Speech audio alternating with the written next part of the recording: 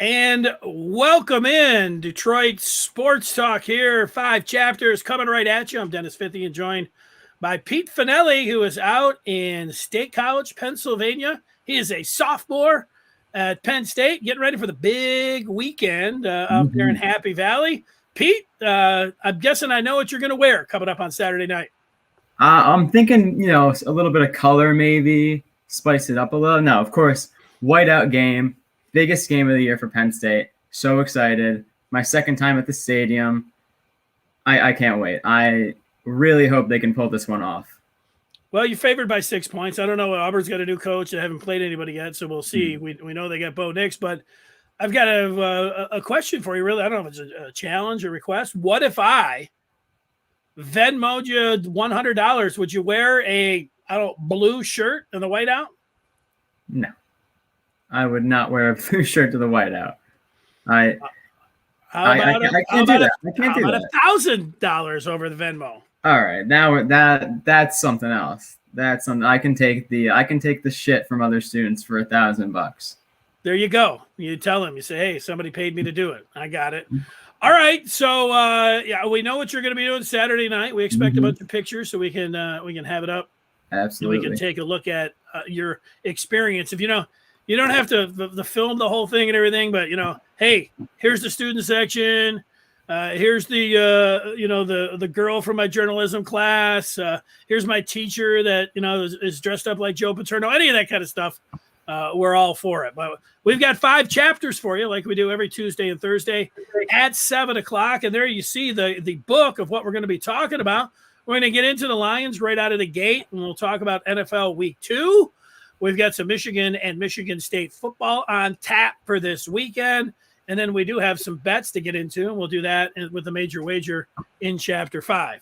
But let's get right into it, and that takes us to the Lions. They actually are not playing Sunday. They'll be in prime time Monday night. They'll be in Lambeau Field, and as things have it, you've got Aaron Rodgers all ticked off, and everybody ticked off at him. So not the ideal spot if you're the Detroit Lions. Meanwhile, the Lions have the national media and a former player coming after him with what happened in the game in Week 1. And for people that missed it, the Lions defensive back coach Aubrey Pleasant, he was seen yelling at Jeff Okudah, the second-year corner, and then later he was seen praising him.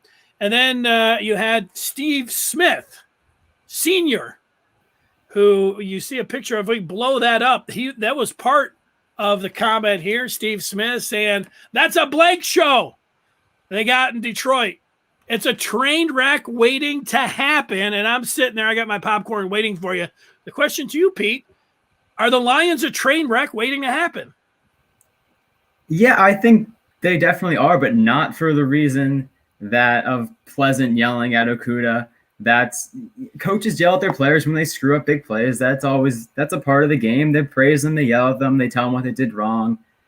That's a part of the coach-player relationship. And I think the media is definitely taking this a little bit further than it needs to be. But I do think the Lions are a train wreck. You saw how the first game went. It was closer than it should have been. Yeah, not because of the reason of Pleasant yelling at Okudah, but yes, they are a train wreck. Yeah, there's the one thing, the Lions are a very easy target because for 60 years, they've mostly been a train wreck. They have been at the bottom of the NFL with the resurgence. There used to be the great argument in Detroit sports radio, who's the worst franchise? Is it the Browns or is it the Lions? And people go back and forth. Well, the Browns actually are pretty good right now. The Lions told you, the difference to me is that the Lions told you this year when they brought in Dan Campbell and Brad Holmes that, hey, they were going to be a train wreck. Expect a train wreck, but a train wreck that's going to play hard, and they're playing the long view. So everybody knows this, but, there is one part, like, Smith, if you're expecting, like, even balance, like, hey, this guy, I guess he didn't see later on when he was patting him on the head or whatever else. It's like, that kind of stuff doesn't matter. Strong opinions. Those are the kind of things that people gravitate towards. But I remember this summer that you probably saw it too, where they went back and Draymond Green was talking about the dust up he had with Kevin Durant and, everything that went down there. We knew that they had it because you had the video of them kind of yelling back and forth. But it's one of those things, even in the NFL, you do got to be pretty careful. It's like, I get coaching. Like sometimes you got to pat a guy in the head. The other times, you got to give him a kick in the ass. I mean, you've got to know your guy. You got to have that relationship, all those things. But in pro sports, it's also, you do have to be careful because 1 minute, you're the 3rd overall pick and they might say that they love them and it's all coming from a good place, but getting embarrassed on national TV and, having former players and, former captain Glover Quinn, who's I'm a big fan of, he called the exchange BS. There is the exchange right there. He called it BS. So for all Lion fans to be like, hey, we're an easy target. We told everybody we're going to be a train wreck and hey, that's coaching. It's also like, this is the NFL. You got to be careful with some of that stuff too. So it's a fine line to walk here. But if we're saying, hey, is Steve Smith have a point? He might have a point. A lot of Lions fans easily just want to dismiss him and say, hey, it's our train wreck. You don't even know what you're talking about. How come he didn't say later on, that he was over there coaching him up? You're a hothead, Steven, like all those kind of things. But I think there's a little bit of a point there that Steve Smith Sr. had. Yeah, absolutely. I think he definitely has a point. I do want to go back to Glover Quinn and what he said. If you looked at his Instagram story where he posted this, he said that he didn't even see what made the coach get all pissed off and yell at excuse me. But yeah, that kind of annoyed me. Like you don't even know what's going on. You just see the coach yelling at his player and you're automatically like, oh, the coach is in the wrong. And I mean, sure, yeah, maybe he shouldn't have yelled at him like that, but for all he could have, let up a huge play, which I mean, then later on he did. This was what he was yelling at him for, was just a missed assignment on a run play. That wasn't even the long touchdown that he let up. Yeah, I think Steve Smith, I think Lions fans have a point too, because it's what you're talking about here. Like they've been kicked, they've been dragged, they've been faded, by everybody, laughing stock and all of this, and say, hey, kick us when we're down, we get that, but do it for a legitimate reason here. It's like, what? Let's wait till actually, Dan Campbell comes out and actually runs out on the field and starts chewing on Aaron Rodgers' kneecap, or actually looks like a bozo before we start going after him. Like, not this. Like, what are you guys doing? Trying to make something up? And to your point, like, Glover Quinn, it's like, hey, Glover, how about watching some film or something, or making a couple calls before you start calling it BS? But it's that thing, man. You get to that highest level, guys, man. If there's a perception of being disrespected, you got to watch that and walk that fine line. You got to coach them and everything. And I thought Dan Campbell handled it well, I should say, when he's asked, like, did you like it? He's like, not really, but at the same time, he gets it. So, right. From that part there. So I don't know if it reminds me a little bit also of Tom Izzo at Michigan State. And we know over the years, like, he'll grab his player, he's getting ready, shaking him and everything else. And everybody's like, oh my God. And then get this guy out of here. What are you doing? It's like, well, you guys knew Tom Izzo's been doing this for 20 years. And it works in college. And players know when they go to East Lansing and play for Tom Izzo that if Tom doesn't feel like the player is given 100% effort or everything else, well, they can expect to get their ass chewed and maybe, whatever, slapped around, have them right up in their face. That's why they go there. Right. People like being coached, but Tom Izzo, who flirted with the NBA a couple of years ago, that's not something that would work in the NBA. Tom Izzo trying to get up in like Kevin Durant's face or some LeBron James, like, these guys are like swat him away. Like, that's why John Beilein, I knew John Beilein was going into Cleveland. It's like, this isn't going to work. And halfway through the season, I was right. It didn't work. He was out. Yeah, I don't think either side really is 100% in the right here. Like my hat. Thank you, Brian. But yeah, no, neither side is fully correct. It's a part of the game. Yeah, it wasn't. Yeah, what wasn't totally called for, but yeah, it's overreaction, I think. Here's two Penn Staters uniting. That's Brian C. likes the Penn State, and of course that's Brian Chapman, Penn State alum. Here's Sideshow RAAJ. Should the Lions pursue Deshaun Watson in the offseason? Before we turn the chapter, I'll give you an answer for that. No. Remember, Deshaun Watson has a no-trade clause, so if the Texans came up and said, look, the Lions are offering #1 pick overall, 2 other picks, couple different players here. Come on, we want to send you up to Detroit. What do you think Deshaun Watson's going to say? Like, no, thanks. I don't want to go to Detroit. So, no, that's not going to happen. Deshaun Watson's not going to play in Detroit. So, I mean, that's just one of the parts about being the Detroit Lions. That's the bad part. You know, the 60-year, train wreck part. If you're a quarterback and can pick the team that you want to go to, even with all the troubles and everything else with Deshaun Watson, the Lions are the last place. Besides the Texans, that Deshaun Watson. At least the Texans won a game. Yeah, they won our opener. How about that? Here's Chapman. No, they should not pursue Watson, spending 6 picks on one player when they're about to go 2-15. He also might go to jail or get suspended. Oh, yeah, that part right there, too. Yeah. Yeah, there you go. That is. That part is important. All right, you ready to move on? Yeah, let's do it. Let's go to week 2. And we'll start off with the Rams and the Colts. What are you thinking about that one? NFL week 2, we're going to join up with our guest momentarily. And we'll talk about some of the games here. Yeah, the Rams, they couldn't have Matt Stafford's debut. I mean, you couldn't have the national media and half of the Lions fan base, just gushing over the performance by Matt Stafford. Great defense, and how they got an offense to match. They're going to the Super Bowl. They beat the Bears on Sunday night.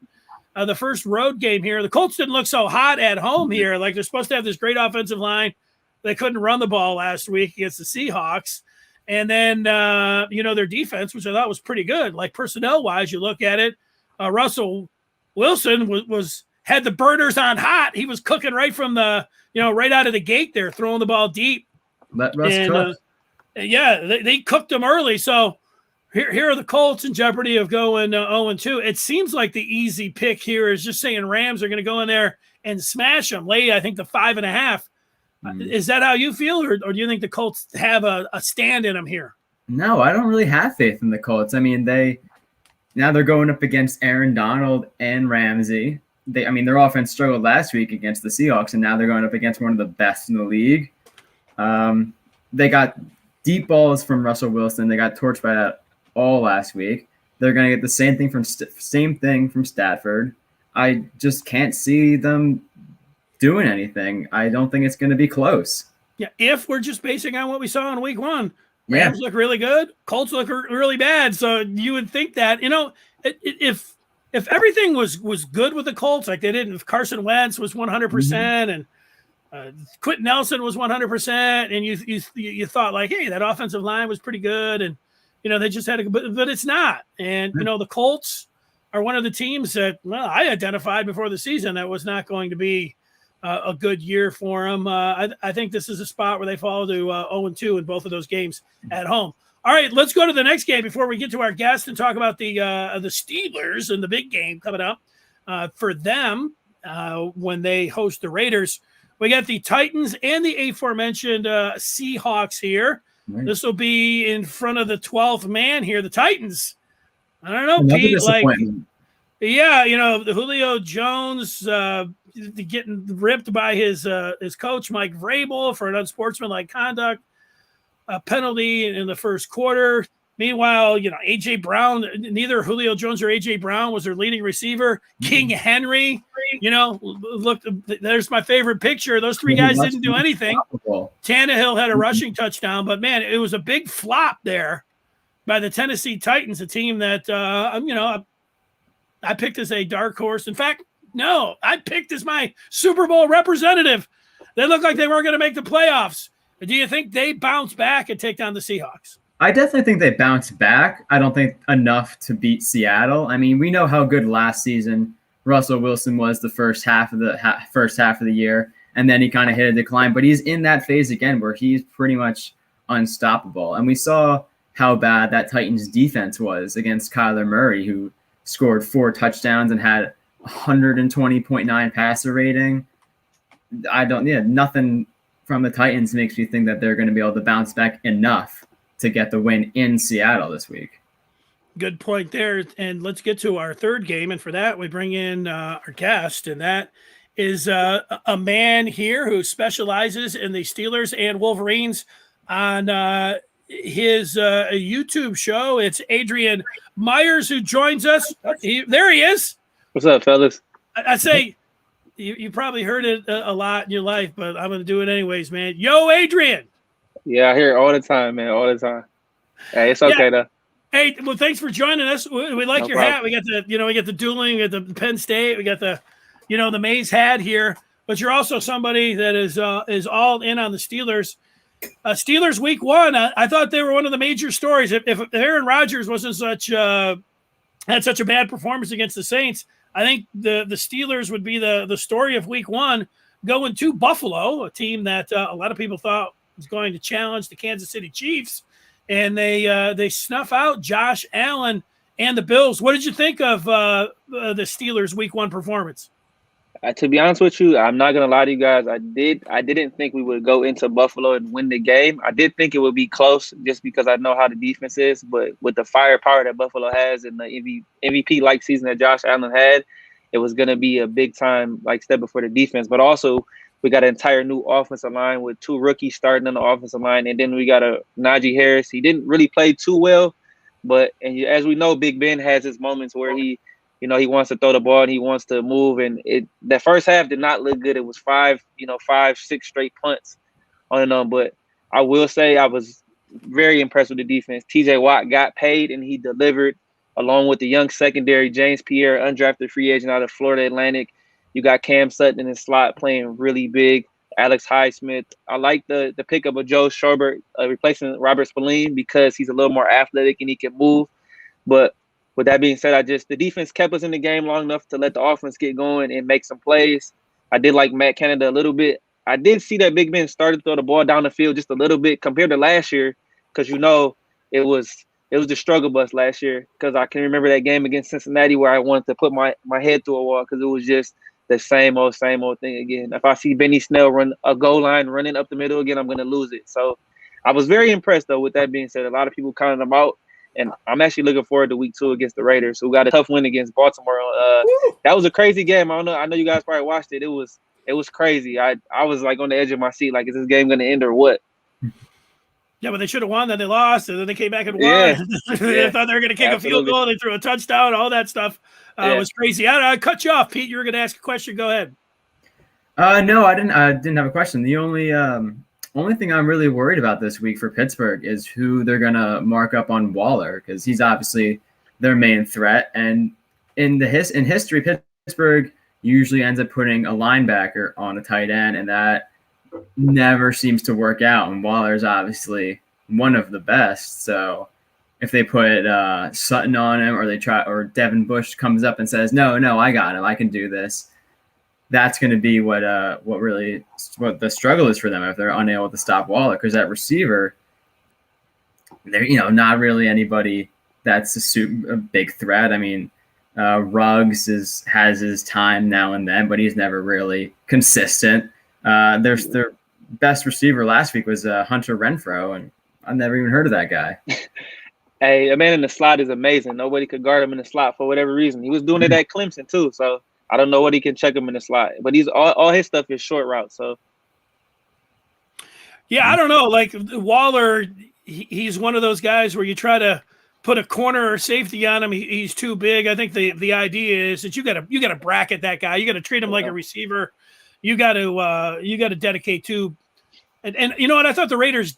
No, sorry, not the Raiders. I thought the Ravens did that in the second half. I mean, he was getting off I was up 30 points in my fantasy game, and I'm going against them. I'm like, I got this. And to be fair and to be honest, he was dropping all kinds of passes in the first half. He could have had 40 fantasy points or whatever else. But I think the Ravens really said, you know what? Somebody else is going to beat us. It's not going to be Waller there at the end. Of course, they did have some other guys that beat him. I wanted to go back before we get to the third chapter and talk about Michigan. You mentioned Matt Canada. He's the new offensive coordinator. Big Ben, slim down there. I don't know. Deontay Johnson, I flipped over, or maybe I just had the red zone on, and he's my wide receiver. I picked him.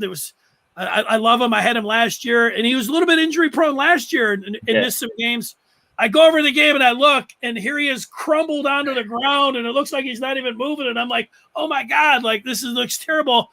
And then I'm like, I'm like, well, he's done. Like I wouldn't have been surprised if that was going to be it for his career. But then they get to the second half, and I'm looking over, and I'm like, next thing you know, he's over there juggling the ball and catching a touchdown in the corner. What's going on there? They said he just got banged up, like the wind knocked out of him. But for me, the biggest thing with him, because I think he is like, I could compare him a little bit to Santonio Holmes. I'm sorry.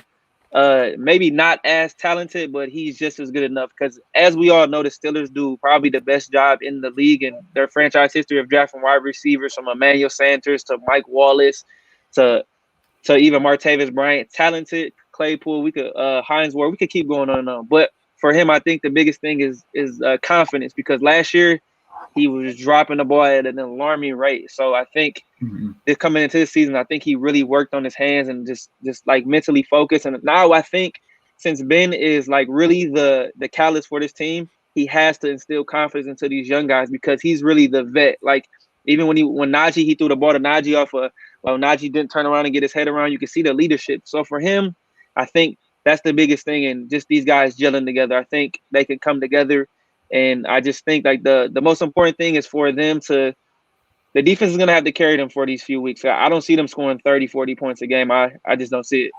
I want both of you guys to weigh in on this point, because the Steelers here, a lot of people brushed them aside and thought, what, Big Ben's over the hill. I saw Colin Cowherd, he's not going to make it to the finish line. It's time for the Browns. It's the Ravens, maybe in the Bengals. I mean, people totally fading them. Meanwhile, I thought they were going to be one of the surprise teams this year with the rebuild offensive line. Najee Harris is great. Big Ben slimmed down. I think they have the best wide receiving core in the country. Freiermuth looked great against the Lions. I mean, I didn't see him much on Sunday, but he looked like a pretty good a target there out of Penn State as the Pete throws it up a little bit. That defense, it was pretty swarming, and at times you saw that last year, and they were banged up, with the different injuries they had. So my question here is, I mean, where do you think they land here in the AFC North? I mean, do you think that they could win it? And when last year, I mean, this was a team that went 11-0, and then people were still like, this is not an 11-0 team. So at what point will you buy in? There's the direct question to both of you. I'll let you go first, Adrian. At what point does Adrian Myers buy in and say that the Steelers are the class of the AFC North? October 17th, mark that game on your calendar. That is against a Sunday night football game against Russell Wilson and the Seattle Seahawks. If I remember correctly, that 2 years ago we played them. It was week 2, I believe, and that's the game where Big Ben blew his elbow out, and then we almost still won that game. So I believe at that point in time that's what we're gonna see, because we gotta play the Vegas Raiders this week. I still got Oakland in my head, but and then I believe it's Denver week 3. So I think we can beat Denver. I mean, I like Teddy Bridgewater, but we're gonna get after him. There's not too many offensive lines in the league who I believe can block us. As you can see, as good as Buffalo is, their line is pretty mediocre, because they could have called a lot more holding penalties. But I would say as soon as we get to middle October, if we're 4-1, 5-1, I still believe us. But initially, if you go back and look at my YouTube, I picked this, I believe, to finish 9-8 or 10-7. Like either I was gonna say second place or getting a wild card spot, because I still think that we gotta go. I still think a good run through Baltimore. I'm not gonna be the biggest Cleveland basher, because they're on paper they might have one of the most talented rosters in the league. But I have to see that to believe it, because I still don't trust Baker Mayfield, because you see what he did in Kansas City late night throwing a pick where he could have just took the sack. So, and Baltimore is probably our toughest rival, because it's a dogfight every time we play them. I have nothing but respect for them. But what I think can get us over the edge against them is the fact that they're just injury marked. They just lost another corner. I think it was a rookie out of Kentucky, the Westland guy. He played like 30-some snaps. He just tore his Achilles. So they're just the injury guys are not with them this year, it seems like. So, and they got a tough game against Kansas City Sunday night. So, Pete, what do you think? When will you believe in the Steelers that they could be the class of the North? I will believe in the Steelers if they can take on the Raiders this week. And you said next week they have the Broncos, right, Adrian? Yeah. Yep. Correct. Well, yeah, the Steelers kind of have a history of playing teams that are a little bit lesser than them and playing down to their level, So if they can take on the Raiders, who, yeah, they beat Baltimore, they're definitely not as good as a team as Baltimore or as Pittsburgh. So if they can take on the Raiders, they can take on the Broncos, and they can actually, win the game not easily, but, cleanly, and not have, every fan giving every fan a heart attack at the end of the game. Like, oh my God, are they going to pull this off, or are they going to blow it? If they can do that, and then if they can have, I don't know when they play Cleveland at home, but if they can reclaim their dominance over Cleveland, they came to Heinz Field in the playoffs last year and they knocked us out. If they can beat Cleveland, then that may take them seriously again. They play sorry, let me get this off. Yeah, go ahead. They play Cleveland the second to last week of the season. And I'm sorry, they actually play next week after the Raiders. They play Cincinnati, and then they go to Green Bay, and then they play Denver. So okay. It's easy to overlook Cincinnati. We all do. Before we turn the page and get into Michigan, let's all answer this question coming in on the feedback from Sideshow Raj, who asks who we think is going to win the NFC West. So we take it to the AFC North all the way out west, where you've got Kyler Murray, counting for 5 touchdowns in week 1. DeAndre Hopkins, both of his touchdowns were spectacular. Matt Stafford, we've already talked about him. Seattle went to work. I mean, who else am I missing out of those? Those are 4 good teams out there. You could pick any of them.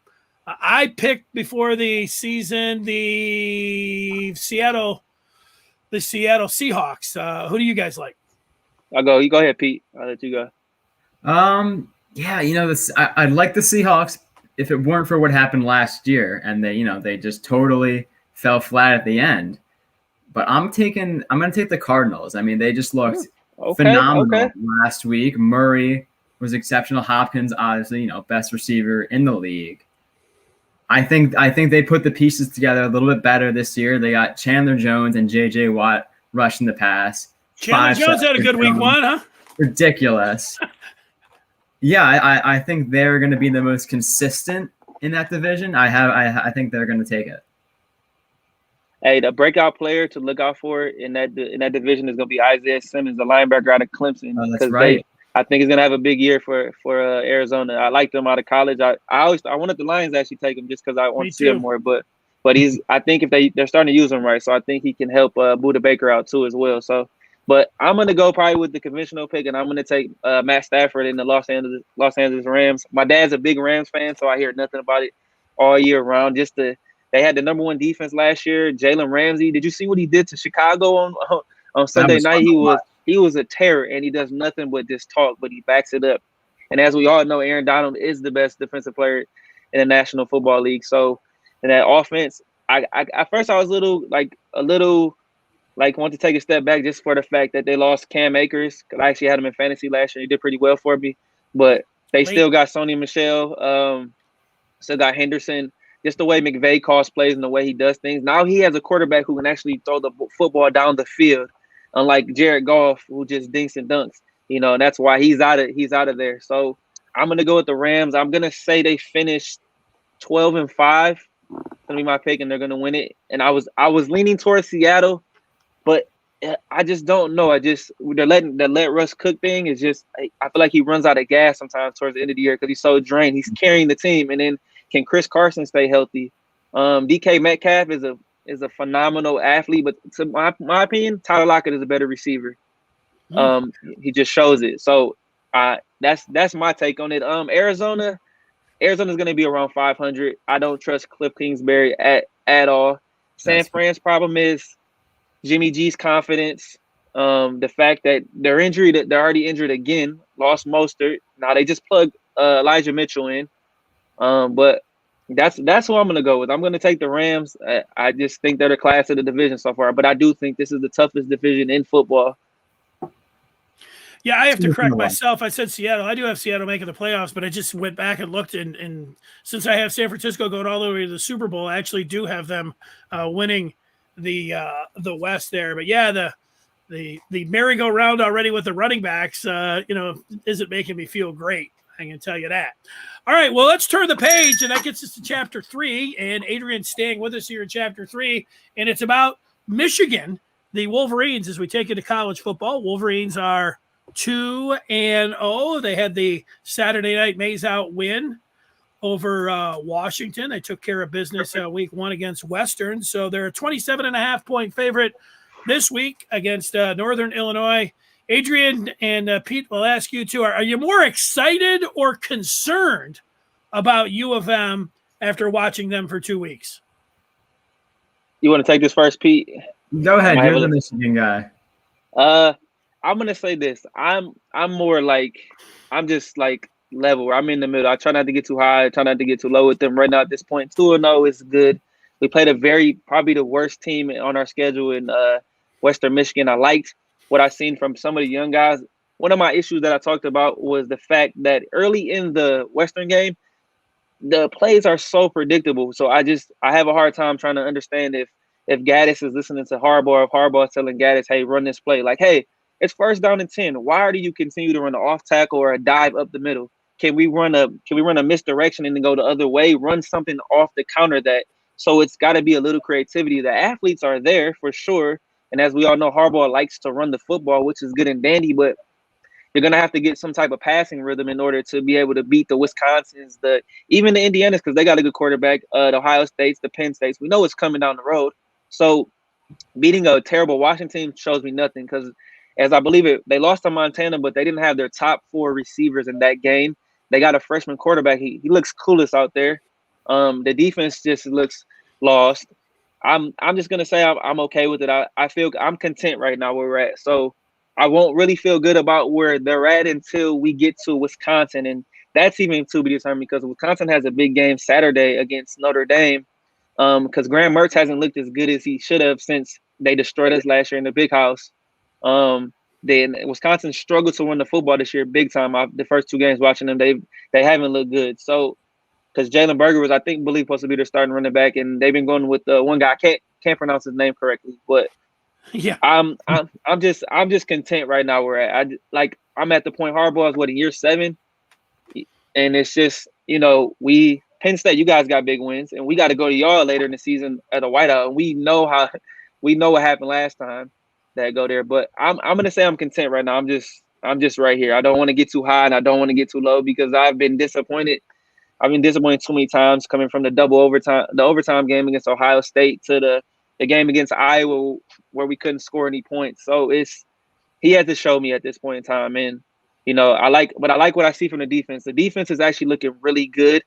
The only concern I still have is the corners. Vincent Gray looks like a garbage can out there, like he has mud on his feet. And our best defensive player in the secondary is probably Daxton Hill. So we'll see. I'm just level-headed, but I want to see what Pete's got to say about this. Yeah, I agree. You're kind of in the middle. They're 2-0, so you can't complain. Yeah. But they played Western Michigan and Washington. They got Northern Illinois, and then they got Rutgers. So all 4 of those games, none of them are statement wins. They're gonna go 4. They're gonna start 4-0. Great for them. It's gonna be their first away game is gonna be at Wisconsin after that. If they can go to Wisconsin and they can get the win, then I can look at them and say, all right, this is a serious team.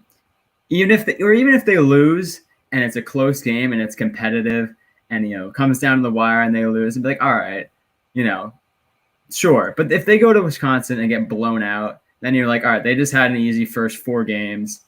They played a real team. Clearly they weren't up to the tasks. No one really has to worry about them if you're a competitive team who's actually trying to win your conference and go to a bowl game. Yeah, I kind of hate the question, and I'm the one that put it in there because I'm very excited about the offensive line. They look fantastic, and I love the 1-2 punch at running back with Hassan Haskins and Blake Corum. But the thing is, you got to be able to throw the football if you're going to win anything in the Big Ten, or if you have the visions of doing anything more than that. And when Michigan lost Ronnie Bell has been their security blanket. He's been their release valve. He's been their go-to guy on money downs and third downs. And we know he caught the 75-yarder in the opener here. right now Michigan has nothing but unproven wideouts, and they really have to get a wide receiver one, somebody that you can depend on.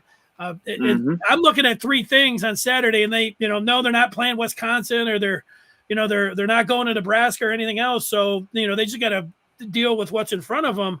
But being able to get air yards, like Joe Milton threw one long pass last year against Indiana, but the 2 previous years, Shea Patterson struggled to get the ball down the field. AJ Henning had a long touchdown, but that was a handoff. That was an end around. And the Dalen Baldwin, that was an air yards 50, but you can't count on throwing across the field and all of that. I'm looking for air yards from Cade McNamara. And then really, as you mentioned, Adrian, you got to get a rhythm with the running game and the passing game. That all has to marry up. And what you really need are guys that you can depend on and feel like that you can make chunk plays and you can pass the ball down the field. And, those are the 2 top things that I'm looking for. The third thing is also something that you mentioned. The quarterback for Northern Illinois is going to be none other than Rocky Lombardi. And I guarantee, like, if I'm the head coach of Northern Illinois, the first thing I'm doing is saying, look, the first play, I'm throwing it deep. Yep. And on the second play, I'm throwing it deep. And any time that Michigan is playing any man coverage, I'm throwing the ball deep. That could turn the game, and all of a sudden Michigan, and certainly their fans are going to be groaning, you could say, okay, here we go again. That's their chance here to pull a gigantic upset, is to spook Michigan by throwing the ball deep and connecting here. And, of course, Vincent Gray was one of those corners out there. They left him out on an island against Michigan State on Halloween. They refused to do anything differently. That's why Don Brown's in Arizona, now. And I remember Joel Klatt during the game. He's like, oh, just keep throwing it. Just keep throwing it. I'm like, and it was such a nightmare. I know you know that. I was totally overconfident in that game. So I think the corners, can we see them turn, locate the ball, and look like, top flight Big Ten corners? I don't know. We'll see. They had a freshman in there, and Rod Moore against Washington. He wasn't able to do it. They've got some different guys. That's the third thing I'm going to watch after the air yards and finding a wide receiver one, is can they turn and locate and look like technically sound corners out there? I'm gonna ask y'all this. I'm gonna just pose the question because I was thinking about it. I know you guys watched the Oregon and Ohio State game. Even at our best, the highest level we can play, we're still not even nowhere close to beating them right now, because their offense is, even they put up 600 yards against Oregon. Us talking about that, like Michigan fans talking about that, it's really super irrelevant, because we have to take care of everybody else before we even worry about them. We're still struggling to beat Michigan State on a consistent basis, and they're rebuilding at that. So what I'm really looking forward to see is if they can get to the point to where they can get to the weekend of Halloween and play Michigan State undefeated, because that's got to be something that they've been thinking about since last year. So, like, I just think, like, we do a little bit too much talking to worry about what everybody else is saying instead of handling our business. Like, we have to be able to be competitive, at least, to be able to talk about us being a rivalry. At this point, it's not a rivalry. That's what was it, 13 out of 14, I believe. Correct? Am I wrong? Yeah, it's a million in a row, man. I can't stand it. I lost count. You know what? Yeah, I know. I used to have it like, oh yeah, here's 5 in a row. Here's 6. I can't do it. I can't do it. I think you're right. I think they've won 2 in the 21st century. Yeah, Pete, you can talk about that. Y'all done beat Ohio State a couple times. So I mean, that's the feeling. That's the feeling I'm aiming for, to get to that point eventually. But one thing, Dennis, I want to tell you too is I don't like the fact that like Harbaugh doesn't have enough trust in his staff to be able to let them do what they want to do. Like, I kind of feel like it's like sealed tight. So like when you watch the offense, he just doesn't let them go. Like, that's what you hired Josh Gaddis for, and you hired him for, to be able to let it rip. Like, if you make mistakes, you make mistakes. And if Cade is better than JJ, then he's gonna be better than JJ. But I don't want to rotate quarterbacks. I don't want none of that. I just want to be able to play. And if we're blowing them out, then let them play. But if JJ is as good as they say he is, then he can unseat Cade at some point in time, but it might not be the time right now. So I want to actually too see Donovan Edwards get a couple more carries too, because I actually watched him in high school a few times. Pretty talented kid, but I never question the fact that we can recruit running backs. It's the receiver position, like you said, and it's being able to be a little more innovative and being able to let it go. Look at Penn State's done it. Ohio State's done it. Indiana's done it. Florida does it. I can keep going on and on, but it's I don't know, man. Sometimes hardball just makes me want to, like I said, put my head through a wall, and it's just, and I hate when he leans down and he looks like he doesn't know what's going on. So I don't know, man. We're gonna see. I sometimes I'll just speeches at times when I see some of the stuff that's going on in the field. Like I just be like, me and you could call that game plan. So. Well, yeah, you know what? I think all those things that you said ring true. The biggest thing to me, and I would have never said this 7 years ago, is that, he can't develop a quarterback. He can't get a all Big Ten quarterback. His first year he had to transfer at Rudock, and I thought, after one game that Joe Milton was going to be the answer because I like Dylan McCaffrey so much, but and now here they are with Cade McNamara. So I don't know. It's sometimes I think Jim just handed over the keys to everybody. Like he didn't do anything. Don Brown was, had his defense, and Jim was just standing over there not doing anything last year. And Josh Gaddis told me 3 years ago, I said, hey, Josh, Jim says he's handed over the keys. He's like, respect me as a man. That's what he said. I was like, all right, I respect you, but I do think it looks like his fingerprints are all over this offense. And, but Gaddis, before the season this year was like, hey, I thought it was totally coach speak. He's like, look, we're getting back to running the football. I'm like, what is this, the 70s or something? Like, we're going to be running the football. And I'm like, that's totally just coach speak. But it hasn't been over the first two games. But they better find a passing game. They better get that going if they want to do something when they do get into the conference season. Well, Adrian, it was great to have you on. We're going to have to do it again. Anytime. We talk about Michigan twice a week, all through the college football season. And, the Steelers are my adopted team this year. As everybody was dogging him. So, and Pete's a Pennsylvania guy, so it works out good. Yeah. Anytime you want to bring me on too for anything else, it doesn't matter. This is just my thing, but I know everything, so I can talk about anything. Even I got to watch the Lions on a regular basis just because I got to talk about it because I have so many friends who just, I don't know, are diehards, and I don't even know why you would do that to yourself. But hey, so a big college football fan, even college NFL, big college basketball fan as well, NBA fan. So I'm here for whatever, anytime you need me. All right, that sounds great. And your YouTube show is how do we find that? You can I'm gonna have to send you the link. It's just Adrian Myers. You can actually, the link is in my Twitter bio, and that's my Twitter bio is at Keeping the Score. Yep, it's right down there. Yep, correct. Yeah, so there you can go on my bio. Yep. So what's the everybody SAM stand for? My full name, Sean Adrian Myers. Good. Keep the score. Hey, good stuff, Adrian. We appreciate the time, and we'll definitely talk again. All right. I take it easy, guys. I appreciate you. See you, Adrian. We appreciate you. Yo, Adrian. All right. Did it again. He hears it all the time. All right. Well, that's Michigan. So we're ready to turn the page. Let's do it. Chapter 4, we got MSU at 24 ranked Miami. What are we thinking? Well, what I'm thinking here is that the U is really up against it. And if you really examine this game here, it's hard for me to go against Michigan State. I really feel like the Spartans have a great chance, not just covering that 6 points, but to go down there and to go down to South Florida and win the game. Michigan State, the way they've been running the ball, the way their offensive line has looked, the way Peyton Thorne has distributed the ball. There was his two big wideouts here in the first two games. I like what I see there. Defense, they're going to give up some plays, but you know what? I think this is a great spot for Michigan State to show the country that, hey, they're ready to crash the top 25.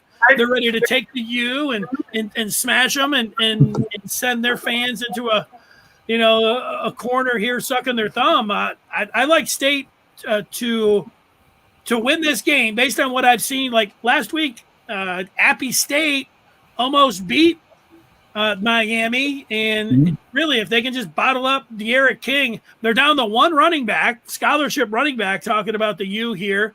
They don't really look like they can get anything going through the air. I think it's going to be King and his legs. I'll make the prediction, if State's defense can hold De'Aaron King to under 40 yards rushing, then I think that State wins this game. I'm not going to say going away, but I'll take those 6, but I'd like Michigan State to win this game outright.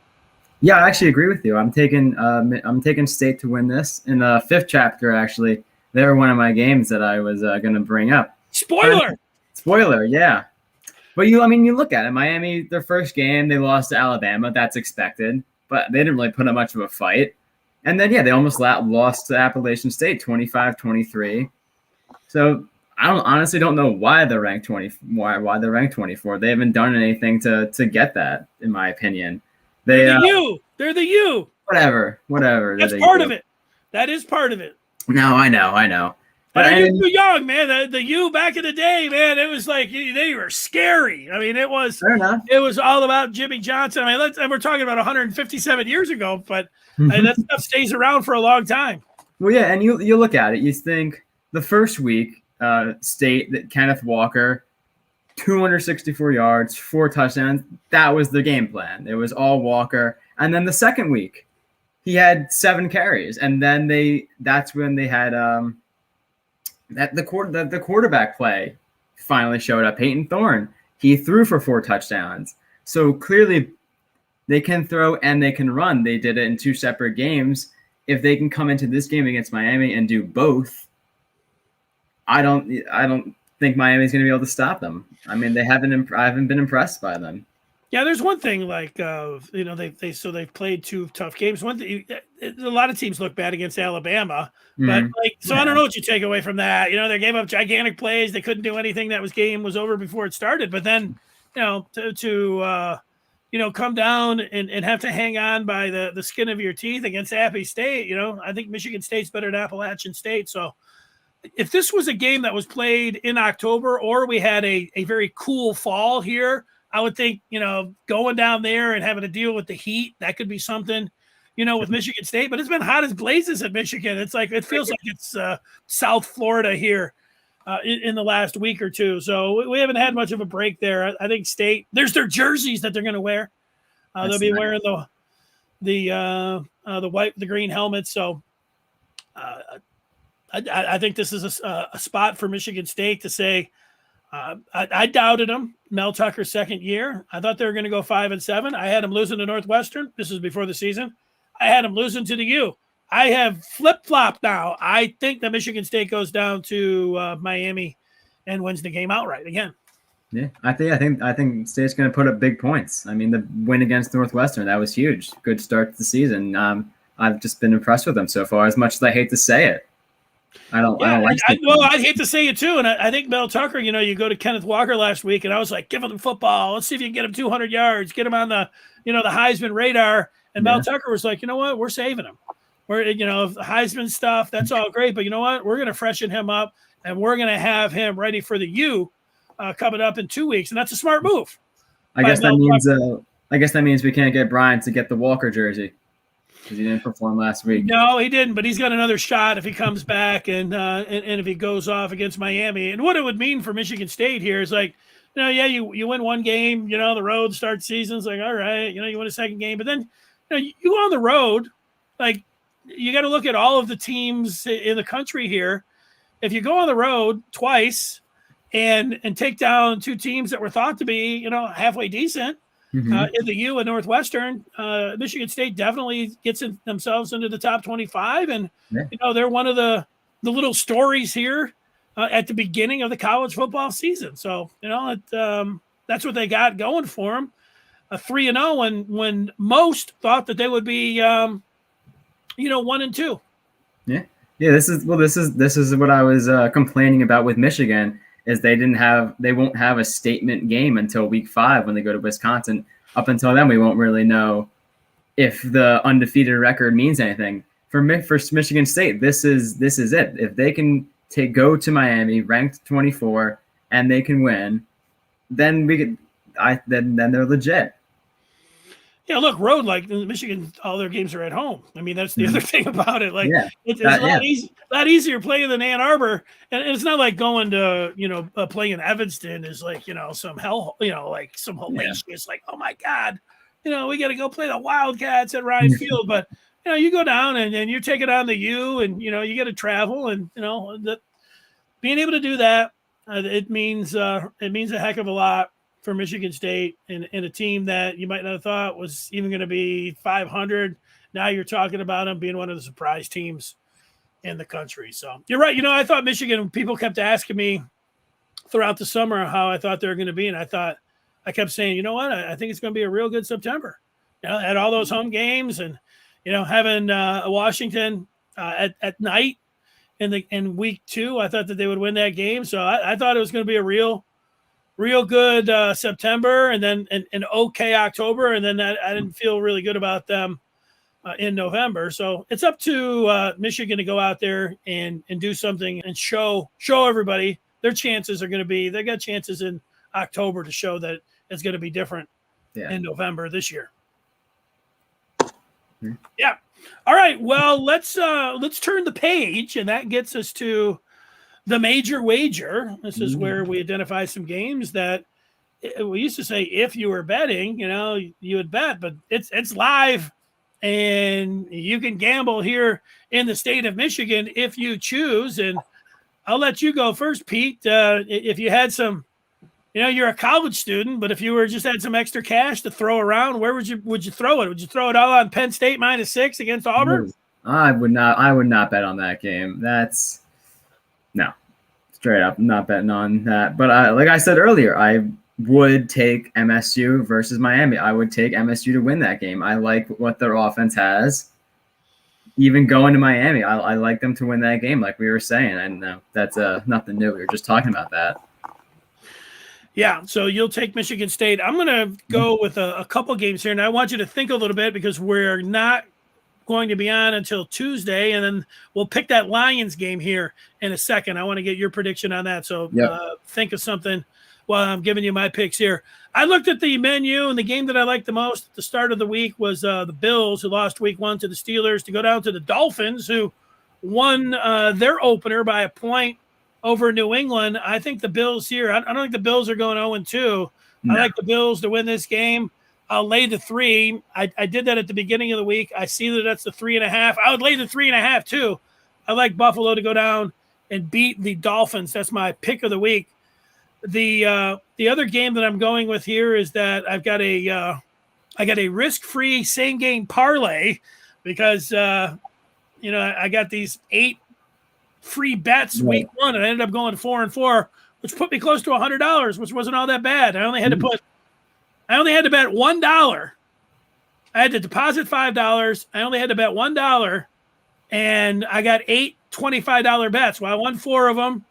I also, when I saw that I could get Tampa Bay plus 73, I put the other $4 that I had on that. That seemed like an easy double up. And then I had San Francisco -7.5. So I won all of those, and I'm up to 100. I was up over $102, and they say I can go with the same game parlay. I'm going with the Bears, who lost week 1 on Sunday Night Football. They're at home taking on Cincinnati, who got the overtime victory against the Vikings. But I think the Bears in this spot here, I know it's Andy Dalton, but it's his former team. And it's kind of like for Dalton here. Actually, Dalton was better than I thought in that game against the Rams, and the running game wasn't half bad either. But the Bears at home here in the home opener, I like them to win. I'm also taking the under in the same game parlay. So those are the 2 bets that I'm going with.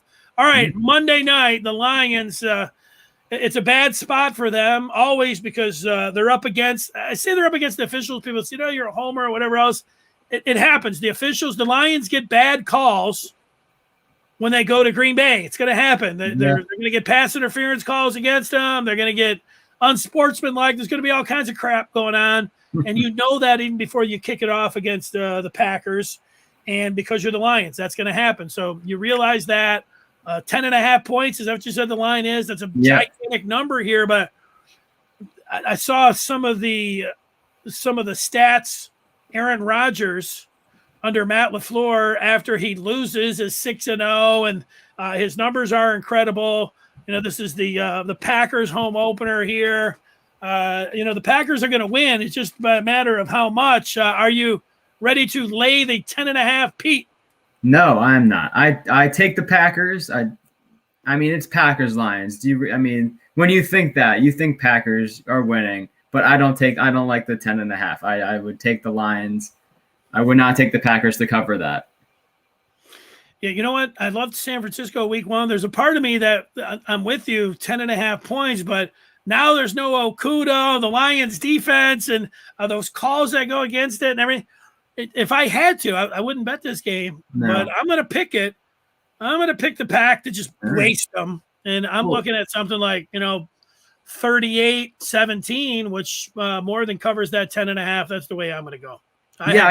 I don't know what version of Aaron Rodgers we're going to get. Are we going to get MVP season last year? He's going to come back and he actually wants to play football, or are we going to get what happened last week and he's pissed off at the Packers and he wants them to lose games? And I mean, what would be worse than losing to the Lions for a Packers fan? How about Robert producing the show, throwing up a prediction of a victory for the Detroit Lions in week 2? That would be something. Of the week. That would be something. Or give us something to talk about on Tuesday. Well, I'm going to watch the regular coverage, and then at some point, I'm going to watch the Manning cast as well. So I'll be. I hope it's a good game because I'm going to have to watch it twice. Yeah. Before we finish up here, I did have one more game that I want to talk about. Is the game tonight and 30 minutes? It's the Giants at Washington. Let's be honest, the Giants suck. They're a bad team. However, Daniel Jones is 8-19 as a starter. 4 of those wins are against Washington. He's 4-0 against Washington. They don't have Fitzpatrick, so it's Heineke, who I think on my backup quarterback list was right around the middle. I think he was 15. I'm taking the Giants to at least cover the 3.5 point spread. Yeah, I watched NFL Live today, and Dan Orlovsky was just undressing the Giants and their archaic play calling and their offense and everything else. I mean, he couldn't have been any more down on the G-men. Daniel Jones isn't half bad if he just he doesn't have the 2 or 3 bonehead plays a game where he's turning it over. But the problem is that he continues to do that. You know what? Heineke wasn't all that bad in that playoff game last year. I actually liked what I saw from him. And I think Antonio Gibson's not bad, but really it's the number 1 picks on that defensive line, which I think will terrorize Daniel Jones. And I'll go against you on that one. I like a low-scoring game, but I like the football team to prevail tonight. That's fair. If it were anybody else, I would take whoever. I would take the Giants. I would not take the Giants. It's just because it's Washington, and for some reason they always manage to pull it together to beat them. That I'm like, you know what? Long shot. I'm not actually putting money on this, so you know what? I'm going to go on here and say I'll take them for this one. Are you ready to place the bet where when Michigan comes to town, you're going to wear a Mays shirt to the whiteout when Michigan goes to the game? If the Giants win, you ready to go that far? No, this is just a long shot thing, but I have a little bit of faith in it. All right, Pete, we had a lot of faith in you to come in and do a great job, and guess what? You backed it up. You did a great job, and enjoy the game this Saturday in Happy Valley when the Tigers come in with Bo Nix and company, and we'll get your report on Tuesday. Fabulous job.